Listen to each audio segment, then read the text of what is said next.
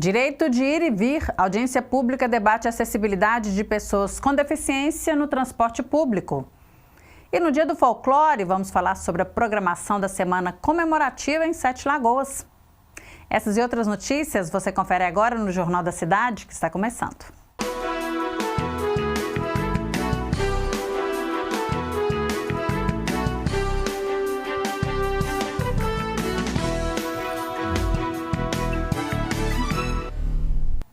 Olá, seja muito bem-vindo. Este é o Jornal da Cidade, que destaca notícias sobre o Poder Legislativo e o município. Participe deste noticiário e faça contato por meio das nossas redes sociais. No início da Semana Nacional da Pessoa com Deficiência Intelectual e Múltipla, celebrada entre 21 e 28 de agosto, a Câmara Municipal levanta a questão sobre a acessibilidade no transporte coletivo de pessoas com deficiência. O assunto foi tema de audiência pública proposta pelo vereador Walisson Lelé. Público formado por pessoas que vivem o drama da falta de acessibilidade no transporte público e que precisa conviver com transtornos e constrangimentos. A audiência pública teve início dando voz às pessoas que lutam diariamente pelo direito de ir e vir com dignidade. Eu quero começar com um desabafo. Nós que somos deficientes sim. Temos problemas em locomoção, temos nossos problemas. Mas aqui dentro de cada um de nós bate um coração. E esse coração tem sensibilidade. Então, o que acontece no transporte coletivo hoje é uma falta de humanidade. O elevador também, igual ele está falando ali. E sempre pega o ônibus ali, aí ali o elevador está estragado. Aí fica difícil, né? Até para os motoristas também. Que ali quando chega numa parada, tem que parar para ajudar o cadeirante a descer, porque o elevador não desce. Já apreciei isso também. E eu acho que tinha que dar uma revisão em tudo isso aí. A falta de acessibilidade, a falta de educação dos próprios motoristas e também dos cobradores, de não abrir a porta traseira para poder os autistas entrarem. Também uma dificuldade muito grande. Se o laudo de autismo, outras deficiências são permanentes, porque a cada 2 anos a gente precisa renovar essa carteirinha. Problemas como a falta de estrutura física na cidade, como calçadas irregulares, mas também de preparo de motoristas, foram apontados durante a audiência. Também foi pedida fiscalização nos ônibus para garantir a manutenção dos elevadores. Da TURI, já ouvi o motorista falar que o elevador não foi testado. Eu pegar o elevador um dia, no outro dia, ele parar de funcionar. Aí eu pergunto, é o mesmo carro? Eu tiro foto, aí vai olhar, é o mesmo carro, a mesma numeração. Aí fala, vai para a garagem, vou dar manutenção. Não, não dão manutenção. O meu menino é cadeirante. Nós precisamos de mais empatia, de mais amor ao próximo. Porque o que acontece com a gente nos ônibus não é fácil. Ninguém aqui pediu para ser deficiente. O representante da TURI, empresa de transporte coletivo de Sete Lagoas, afirmou que todos os funcionários têm a obrigatoriedade de conferir os veículos que saem da garagem. Alisson Martins reconheceu o sucateamento da frota, mas justificou considerando a falta de subsídio do governo municipal para investimento na frota. Todos os funcionários da empresa TURI Transportes, eles têm a obrigatoriedade de conferir os carros que saem da garagem. A partir das 4 horas da manhã, ou melhor, das 3h50 da manhã, saem os primeiros carros, eles têm a obrigatoriedade de fazer os checklists, inclusive conferir o elevador. Se o elevador estiver com problema, o carro não pode sair da garagem. Em 2013 e em 2014, a frota da TURI era a frota mais nova do estado de Minas Gerais. Então, nós não tínhamos problema aí em 2013, 2014, 2015, inclusive, não tinha nem problemas para sair de dentro da garagem, porque os carros eram todos novinhos e todos confortáveis, e as pessoas, então, batiam palma para a TURI. Sabe por que batia palma para a TURI? Porque os carros eles eram novos. Então, não tinha problema de elevador. Mas as coisas foram acontecendo. Nós tivemos aqui, né, Geraldinho, uma audiência para nós tratarmos, então, do subsídio para o transporte. Para quê? para então resolver de vez essa questão dos transportes públicos da frota sucateada. O representante da Copercelta também reconhece que a precariedade do transporte público de Sete Lagoas é grande e tem prejudicado a população. Geraldo Vieira reforçou, no entanto, que as empresas não conseguem investir por conta da situação da falta do acordo com o município. Em relação à precariedade do sistema de transporte público coletivo em Sete Lagoas, né, hoje não só os passageiros que têm mobilidade reduzida, e sim toda a população de Sete Lagoas carece e merece um transporte público com mais qualidade. Aquilo que se arrecada praticamente não dá para custear as despesas, que são muito grandes, né? E isso tem os desdobramentos. E esses desdobramentos são esses, né? Infelizmente, nós temos uma frota envelhecida, que não agradece a manutenção, e a população, né, fica com essa situação, né, de a parte mais vulnerável, que precisa e necessita do transporte público coletivo. O diretor de transporte da Secretaria de Mobilidade Urbana disse ser inconcebível a falta de educação de alguns motoristas de transporte público e que são feitas fiscalizações rotineiras. Túlio Magno Antunes disse que a discussão do subsídio ainda está acontecendo e que não teria respostas sobre este assunto específico. O que a gente tem de propostas para melhoria do tema aqui propugnado são, por exemplo, a instalação de abrigos, a instalação ou a melhoria dos passeios com as rampas de acesso para cadeirante, principalmente, para amputados, né, ou para esse público em específico. A questão dos elevadores, a gente tem como fiscalizar, nós enquanto secretaria temos como fiscalizar e a gente vai continuar a fiscalizar, porque isso que a gente faz, o nosso poder enquanto atribuição é fiscalizar e aplicar as multas necessárias. Além do proponente da audiência pública, vereador Alisson Lelé, o vereador Theo da Ecoterapia também participou da reunião. Quero entender melhor como está sendo feita essa fiscalização também através da Secretaria de Mobilidade Urbana, né? Porque a gente sabe que, na verdade, tem a questão da fiscalização, que tem que ser efetiva, tem a questão também da conscientização das empresas, dos funcionários. Foi falado muito aqui também, às vezes, da desumanização no tratamento. O intuito dessa audiência pública foi a gente trazer aqui para a Casa do Povo, para a Câmara Municipal, essa audiência, para que a empresa entenda que elas estão trabalhando, estão lidando com pessoas. A gente ouviu muito aqui nessa noite que tem que ter respeito, né, que tem que ter um pouco mais de carinho com essas pessoas. Então, assim, é isso que a gente pede. Muitas das vezes a gente entende que o equipamento ele vai travar, que ele vai dar problema, mas o profissional ali ele tem que estar capacitado para, diante dessa situação, saber como fazer. Hoje, 22 de agosto, é o dia do folclore. Sete Lagoas se prepara para viver uma semana de celebração às tradições populares. Entre os dias 25 e 31 de agosto, a cidade realiza a 38ª Festa do Folclore com o tema Gente da Gente, Nosso Maior Patrimônio. O evento valoriza a identidade cultural sete-lagoana. Para falar sobre essa programação e os destaques da festa, a Rádio Câmara recebeu o gerente de cultura do município, Saúva, e Alexandre Kiza. É até um pensamento da gente que essa festa do folclore vire um festival das culturas populares da cidade. Porque quando a gente vai falar de folclore, a gente tem que andar dentro de um universo muito grande de várias coisas, de literatura, de música e tal, não só da cultura popular. Uhum. E a gente não consegue ainda abranger tudo isso. E a gente consegue abranger com muita dignidade a nossa cultura popular. Aí é lugar... É uma atenção especial. Aí a gente tem onde buscar. A gente tem nossa associação dos congadeiros, das folias de reis, os nossos capoeiristas, as nossas pastorinhas. Então, aí a gente tem das nossas quadrilhas, aí a gente tem onde buscar. Então, esse nome veio a calhar. E até também para nos ensinar que muita gente não sabe.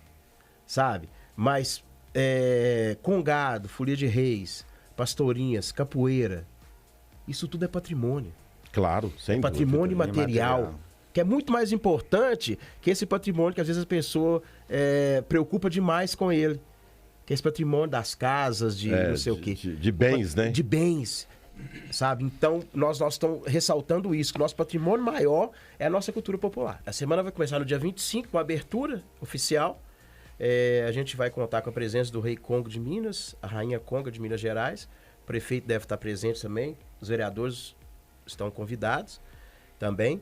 E abertura oficial com uma exposição, né, que já vai ser aberta às 19 horas. A exposição está a cargo da Larissa, do Boi. E logo depois, um show do Congadar no anfiteatro. E ali já vai acontecer umas barraquinhas com comidas tradicionais da cultura popular mesmo. No dia 25, abertura. Dia 25, abertura. A partir do dia 26, a gente tem visitação das escolas públicas e particulares durante o dia, com oficinas. Tudo isso no Casarão. No Casarão. No dia 26 também, pela manhã, a abertura da exposição de 2 artistas, da Lena Eva, com as esculturas em sacaria de cimento, que é uma das melhores artistas que eu conheço. Verdade. E da Ashley. Ashley é uma menina, uma garota, uma menina com um talento e um trabalho uma assim. descoberta que a gente teve. E lá no Teatro Redenção, que vai ser essa exposição. Aí a gente sai do Casarão e vai pro Teatro Redenção. É bem próximo ali, ao lado do Mercado Municipal. E dentro do Teatro Redenção vai ter uma oficina de esculturas com a Lena Eva. Ela vai passar a sua arte numa oficina. Que legal. E o Bruno Batista nos ritmos da cultura popular. E toda noite vai ter uma roda de conversa com essas culturas. Uma noite com o congado, com as folias de reis. Tudo no Casarão. Isso. Com a capoeira e com as pastorinhas. As pastorinhas vai ser até um momento diferente, nem vai ser uma roda de conversa, mas é a surpresa, na sexta-feira, dia 29. E no dia 29 vai ser um dia diferente, porque a gente vai ter esse momento com as pastorinhas. E depois a gente vai resgatar uma coisa da cultura popular que às vezes está um pouquinho sumida, que é a contação de história de assombração. Aí a gente chega no sábado, que a gente vai ter a missa conga, né, que vai ser presidido pelo padre Evandro. E no domingo é o nosso encerramento, que a gente vai ser o dia que a gente vai levar a culminância das oficinas de dança afro e de sambadeiras de samba de roda. E junto com isso a gente vai ter um grupo de Belo Horizonte que chama Samba Teresa, que elas estão vindo através da lei Aldir Blanc, do estado, e logo depois o Samba da Bandeira. E a gente confere como fica a previsão do tempo para o final de semana. Sábado será de sol com algumas nuvens ao longo do dia. À noite também terá céu limpo. Já no domingo haverá aumento de nuvens no período da tarde e ainda não há indício de chuva.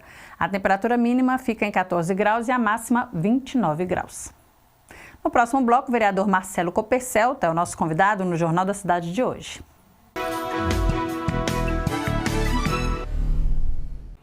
Nessa sexta-feira, a gente recebe o vereador Marcelo Coppercel. Primeiramente, muito obrigada, viu, pela sua presença aqui conosco hoje, Marcelo. Eu que agradeço, o prazer é meu. A gente está aqui conversar, bater um papo, falar das demandas da cidade, o que a gente tem feito na Câmara Municipal, claro, para a população. É uma prestação de contas, né, que a gente faz aqui. A gente tem boa notícia aí com a volta do Clube do Servidor, Marcelo? Isso é muito importante aí, com uma luta nossa, né, desde o ano passado. Eu estava como secretário de esporte e a gente conseguiu aí ter o Clube do Servidor. E mudou o mandato, o exercício, tive uma reunião com o prefeito achou por bem não dar continuidade, até porque queria ter uma oportunidade de abrir o clube para outras categorias, porque sendo com recurso público só poderia usar o clube a população ou servidores públicos municipais. E agora nós mudamos o nome, conseguimos lá, a prefeitura entregou para o proprietário, conseguimos uma equipe aí, uma empresa, para que pudesse assumir o clube, né, e abrir como Clube do Trabalhador. Então a novidade agora é o Clube do Trabalhador, que vai poder fazer convênio com a Câmara, com a Prefeitura, mas também com outras empresas privadas. Então abrindo para toda a população. A gente sabe a demanda aqui em Sete Lagoas com relação ao clube, realmente é muito pequeno. A demanda é grande, mas tem poucos... A oferta, e tem poucos clubes na nossa cidade. E aí a gente está apoiando, está ajudando, auxiliando para que o Clube do Trabalhador possa ser mais uma atração aí para toda a população, claro, que desejar participar e estar e fazer e ser sócio, né, do Clube do Trabalhador. E tem estrutura para isso, assim, porque deve triplicar, né? Multiplicar. Na verdade, a princípio, acredito que em torno de 2.000 a 2.500 não cotas, né? Mas adesão. Então, será um valor por adesão e um valor por mensalidade para poder utilizar o clube. Eu creio que vai ser uma corrida, né? Porque tem o limite. Mas eu tenho certeza que já é mais um espaço, né, de entretenimento, mais um espaço aí para as nossas crianças, para as pessoas que curte aí, e um preço acessível. Isso é importante para que a população possa, principalmente daquela região, estar utilizando um espaço de lazer que é tão lindo, tão maravilhoso que o CCE deixou lá e que realmente ainda a população não conhece e faz questão. Vai gostar, é muito bacana. Como é que vai funcionar? Você sabe os trâmites disso para essa adesão? A partir de quando isso vai na verdade, acontecer? a partir de semana que vem, vai começar aí, uma adesão, é um valor de uma adesão, o valor é R$200 e uma mensalidade de R$129,90. É as primeiras 1.000 mensalidades, as primeiras 1.000 adesões serão esse valor.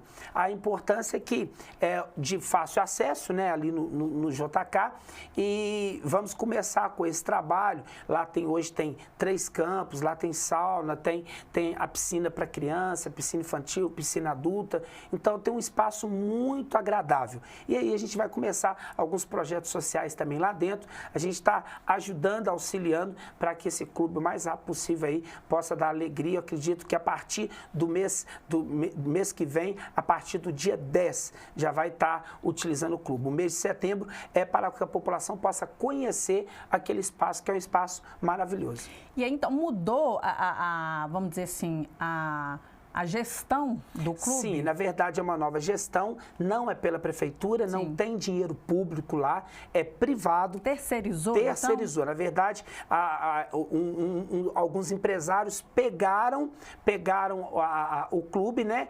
Fez um arrendamento, um contrato com a proprietária, que é responsável pelo clube, e está montando um novo clube. E esse clube, o nome sugestivo foi Clube do Trabalhador, porque lá ficou conhecido como Clube do Servidor. Mas era só para os servidores públicos e agora abriu para que toda a população possa utilizar. Então, corra, as informações estão lá no nosso Instagram, estão no próprio Instagram do próprio Clube do Trabalhador. Então é importante para que a população possa usufruir de mais um espaço aí maravilhoso na nossa cidade. E por que a gente está falando isso? Porque o Marcelo como político, né? Na verdade, estava na secretaria e também veio para cá com essa demanda, essa bandeira. E até para dar uma satisfação para a população, porque nós cobramos muito do poder público a volta do clube. Mas a parte da administrativo, jurídico da prefeitura entendeu que não era o momento, que não era viável o clube estar por conta do poder público. E aí nós entendemos, conversamos com o prefeito, eu fiz essa ponte junto com os empresários para que pudesse assumir o clube e o clube se tornar Clube do Trabalhador e ficar viável. E fazer um convênio, inclusive eu entreguei ontem para o prefeito, um convênio, é importante falar isso aqui, para que o servidor público que desejar utilizar o clube, não existe a adesão, será descontado na folha dele. Então a gente está esperando esse contrato ficar pronto para que possa beneficiar tanto a Câmara Municipal, tanto os terceirizados e tanto ao servidor público. É mais um benefício para o servidor público, que a gente sabe que tem clamado aí esse espaço aí para voltar o quanto antes. Muito bacana. Bom, vamos falar de projeto aprovado aqui na casa. Foi aprovado recentemente o projeto que inclui, né, a farmácia popular dentro da UPA e do hospitalzinho, facilitando aí o acesso das pessoas que precisam de medicamentos, né, de forma gratuita, que o município oferece, mas esses locais, essas unidades de saúde, Sim, né, Marcelo? É um projeto nosso muito feliz, porque a área da saúde, né, a gente precisa realmente ter um olhar diferente. E quando nós falamos da UPA e falamos do hospitalzinho, que é lá no Orozimio Macedo, do Belo Vale, são locais distantes do centro. E já existe a farmácia no centro, e agora, com o nosso projeto de lei, foi justamente para que essa farmácia tenha um espaço reservado dentro da UPA e dentro do hospitalzinho para adiantar ajudar, para aliviar para a população que a pessoa já foi ali, já recebeu a sua consulta, já foi consultada ali, ela sai de dentro do hospitalzinho e de dentro da UPA já com seu medicamento, com seu remédio. Então, um projeto muito bacana, eu fico muito feliz de ter sido o autor desse projeto e a gente precisa pensar na ponta, pensar naquilo das pessoas que dependem, do hospitalzinho, dependem da UPA e às vezes a pessoa não tem condições, sabe, de estar pegando um transporte, para deslocar para ir no centro, no outro dia, para pegar o medicamento. A pessoa já sai ali, já recebeu sua consulta, já recebeu ali a solicitação do remédio e ali tendo o remédio na farmacinha dentro da UPA e dentro do hospitalzinho, ela já vai para sua casa com o seu remédio na mão. Esse projeto foi aprovado aqui na casa, está para sanção? Exato, e agora sancionado pelo Executivo. Já foi sancionado? E o Executivo também,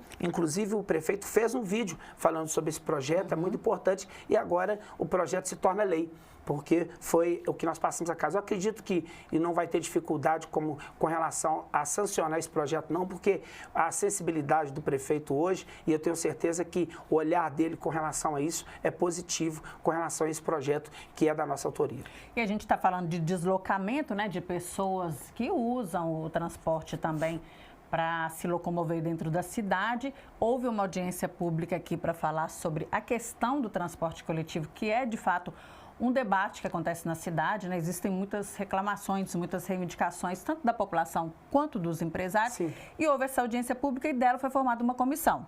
Como é que está o andamento disso aí?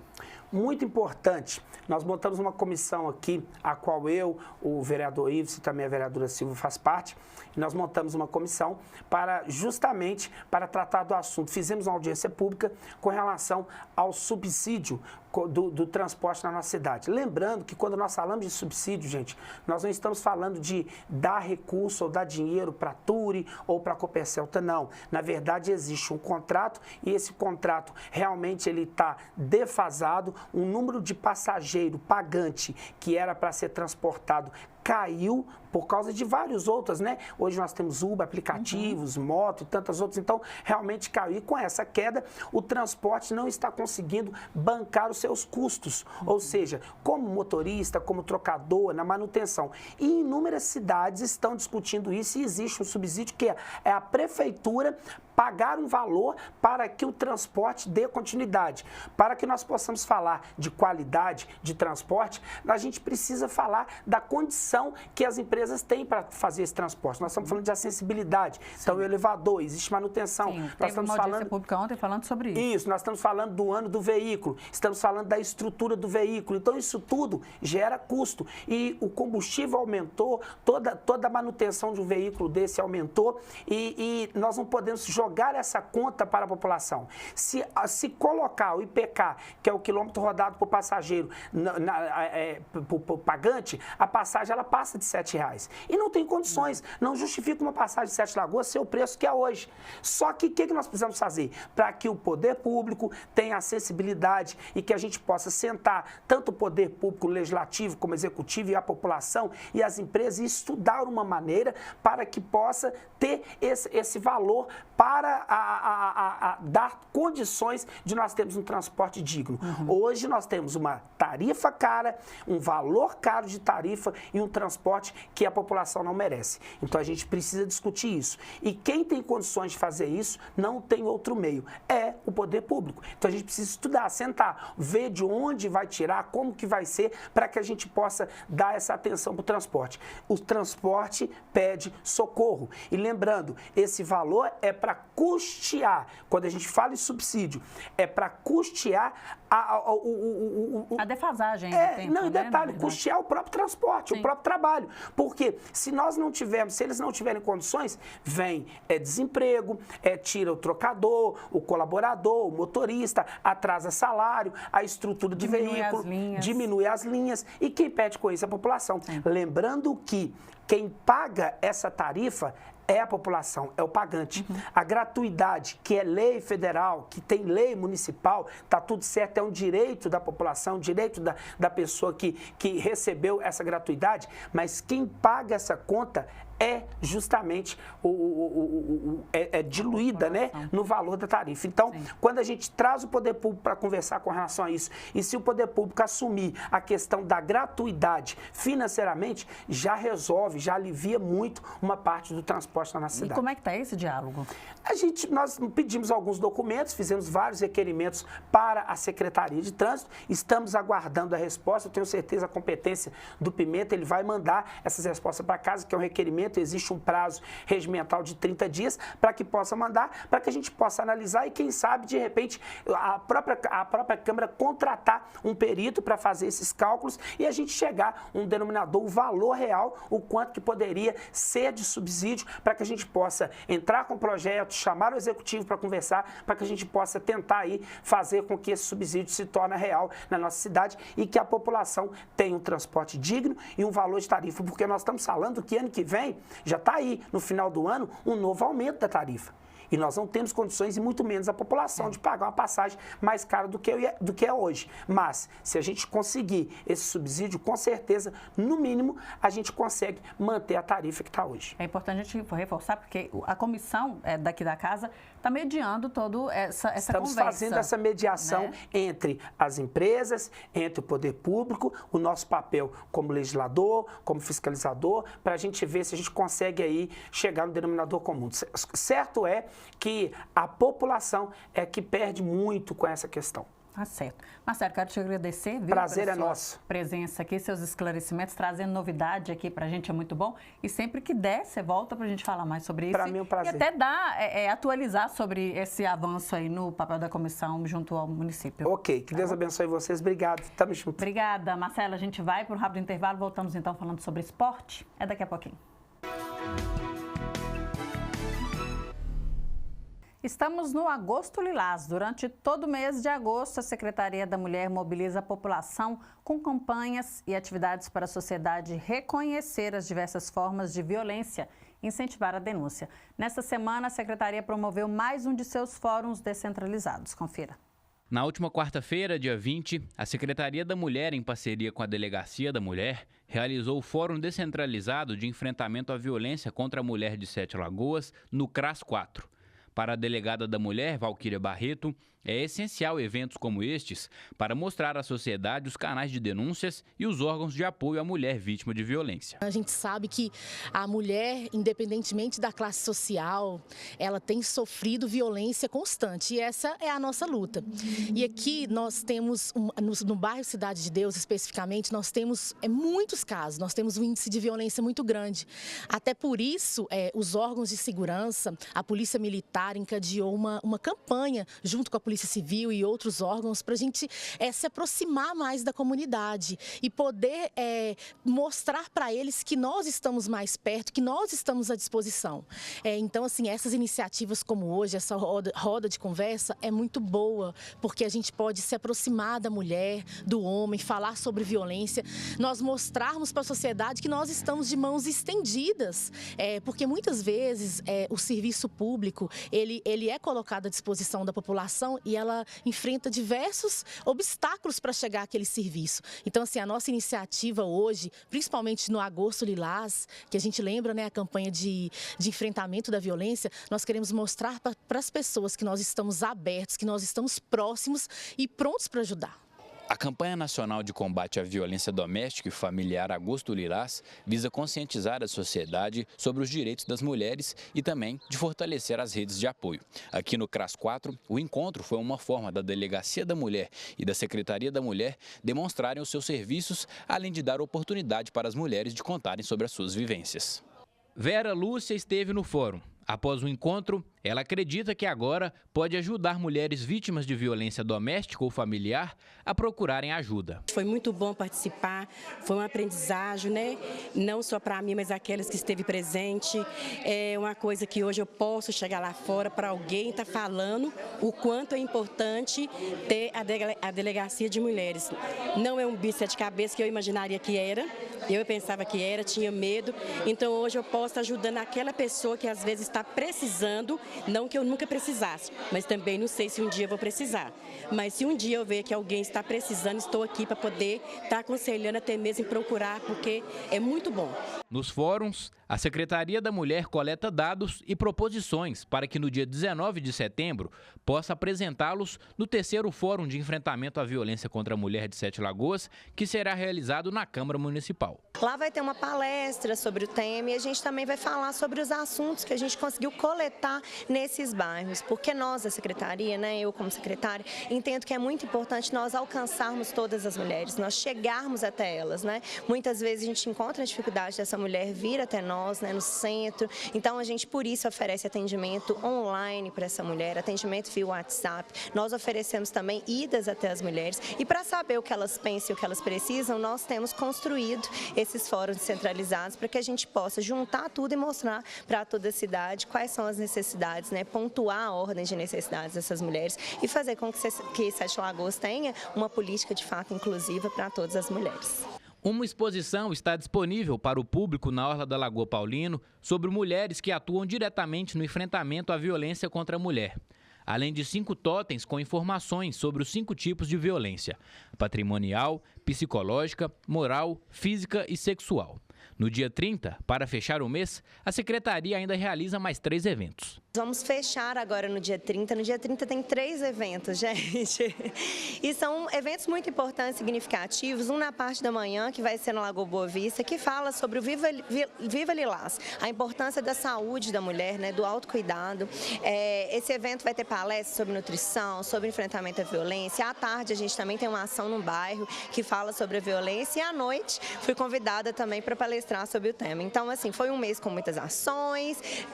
Esperamos alcançar mais mulheres e que a gente possa, de fato, trazer uma sociedade mais justa. E agora a gente fala de esporte. O Cruzeiro joga amanhã contra o Internacional em busca da vice-liderança da Série A. E o Galo venceu ontem e avançou para as quartas de final da Sul-Americana. Gabriel Borges está aqui conosco para comentar sobre esses jogos e as previsões aí daí para frente, Gabriel. Isso aí, Raquel, é um prazer estar aqui novamente. O Galo confirmou ontem que é o bicho-papão dos argentinos, você sabia? Não. Desde 2020 o Galo não perde para nenhum time argentino. Tá vendo? Então vamos falar desse jogo aí de ontem. O Galo venceu o Godoy Cruz novamente e avançou para as quartas de final da Sul-Americana. O primeiro jogo na Arena MRV, o Galo bateu os argentinos por 2-1. Ontem, na Argentina, o Galo venceu novamente por 1-0 e avançou na competição. Vamos ver o único gol da partida. Aí o gol do Galo, o Natanael tocou no meio para o Alexander e aí a bola espirrou ali, uma confusão. O Alexander chutou e aí no rebote o Natanael chutou aí cruzado, foi muito feliz, um belo gol inclusive, fazendo aí o único gol da partida. Nas quartas de final, o Atlético vai encarar o Bolívar nas semanas do dia 17 e a volta na semana do dia 24 de setembro. Dessa vez, o Galo decidirá em casa. Mudando a chave, a equipe alvinegra agora se prepara para o final de semana de Campeonato Brasileiro, onde encara o São Paulo no domingo às 8h30 da noite. No torneio nacional, o Galo é o 11º colocado com 24 pontos. O São Paulo, por sua vez, ocupa a 7ª posição com 29. O Cruzeiro recebe o Internacional amanhã às 6h30 da noite no Mineirão, visando retomar a vice-liderança da Série A. Para a partida, Leonardo Jardim terá o retorno de 3 peças fundamentais: Lucas Romero, Kaique e Christian. O lateral direito, William, treinou essa semana com o elenco, mas ainda não deve jogar visando a Copa do Brasil na semana que vem. No mercado, a Raposa anunciou ontem o atacante Luiz Sinisterra com empréstimo até junho de 2026. O jogador ainda não deve ser relacionado para o jogo de amanhã, mas a expectativa de que na quarta-feira que vem, no clássico contra o Atlético pela Copa do Brasil, ele possa ser uma opção. Além de Sinisterra, a equipe celeste está próxima de fechar com o volante Rian Guilherme, de 22 anos, do Fortaleza. O treinador do Leão, Renato Paiva, não conta com um jovem para a temporada e por isso o staff do atleta busca novos ares para o jogador. A gente ainda vai falar de mercado porque o Galo fez uma proposta pelo lateral direito do Mallorca, Pablo Maffeo. O Galo ofereceu cerca de 4 milhões de euros, aproximadamente 25 milhões de reais. Já pelo lado celeste, o Al Jazeera do Emirados Árabes demonstrou interesse na contratação do treinador Leonardo Jardim. Segundo o GE, o empresário de Jardim afirmou que houve a procura, mas que não pode falar mais sobre o caso. Vale lembrar que Jardim já treinou times dos Emirados Árabes, como o Al Hilal, Al Ahly e o Al Rayyan. Raquel, por hoje é isso. Muito obrigado. Obrigada, Gabriel. A gente também finaliza por aqui essa edição do Jornal da Cidade. Voltamos na segunda-feira. Um ótimo final de semana para todo mundo. Descanse bastante. A gente volta na segunda com mais notícias. Até lá.